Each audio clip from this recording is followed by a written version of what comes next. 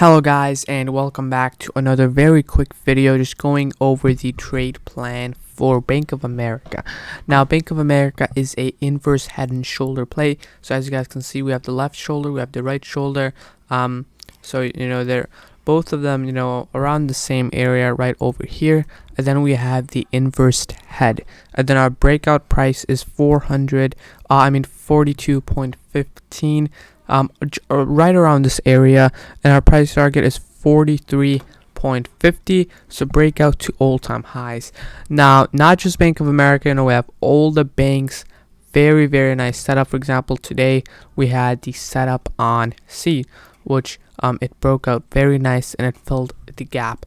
Another setup that I like is Wells Fargo. This setup has a very nice gaps, and I love to play these gaps. So right around over here, very nice. Again, please set alerts at gap entries and breakouts. You can just set breakout alerts to send it to your phone.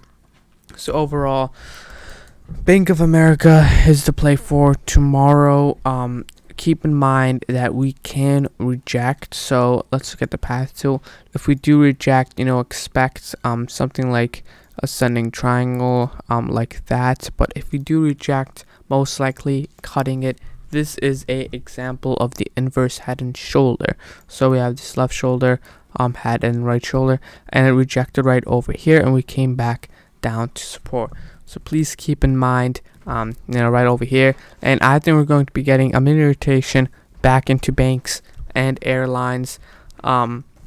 American Airlines also looks very nice. We have this very nice falling wedge. So overall, very simple trade plan. Price target 43.50, which is the all-time highs.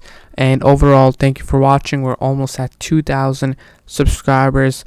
Our goal is 10,000 subscribers by the end of the year. So make sure to subscribe and like and comment, and thank you for watching.